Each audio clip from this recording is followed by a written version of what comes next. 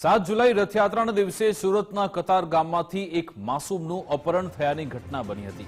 ભિક્ષુક સાથે રહેતી વિધવા મહિલા પોતાના બંને બાળકો જોડે રથયાત્રા જોવા માટે ગઈ હતી। રથયાત્રા જોઈ પરત ફર્યા બાદ રમવા ગયેલો 5 વર્ષનો પુત્ર પરત ન ફરતા માતાએ ઘણી શોધખોળ હાથ ધરી, પરંતુ પુત્રની ભાળ ન મળતા માતાએ પોલીસની મદદ લીધી। કતારગામ પોલીસ મથકે પહોંચેલી માતાની આપવીતી સાંભળી પોલીસે સૌપ્રથમ તો અપહરણનો ગુનો દાખલ કર્યો।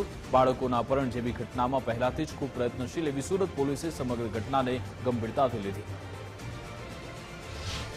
ઉપર એક ભંગારવાળા વ્યક્તિ સાથે એની સારી દોસ્તી હતી અને જ્યારે આ ફરિયાદ આવી ત્યારે પોલીસે પણ સીસીટીવીની મદદથી જોતા એ બાળક છે એ આ ભંગારવાળા વ્યક્તિ સાથે મોબાઈલની ગેમ ને એ રીતે રમતો હતો, એટલે એની સાથે એની દોસ્તી થયેલી હતી અને આ ભંગારવાળો વ્યક્તિ જેનું કિડનેપિંગ કરીને લઈ ગયેલો હતો એ બાળક 5 વર્ષનો હતો, એટલે ગુનાની ગંભીરતા જોઈને કતારગામ પોલીસ તાત્કાલિક હરકતમાં આવી ગયેલી હતી અને કતારગામની ડિસ્ટર્બની ટીમ, અમદાવાદ રેલવે તેમજ અમદાવાદના ઝોન 2 એ ત્રણેયની ટીમોને મળીને આ ગુનો ડિટેક્ટ કરેલ છે અને જેનું કિડનેપિંગ થયેલું છે બાળક તથા કિડનેપિંગ કરનાર જે વ્યક્તિ છે તેનું પોઝિશન મેળવવામાં આવેલું છે અને એને અત્યારે હાલની કાર્યવાહી ચાલુ છે આગળની।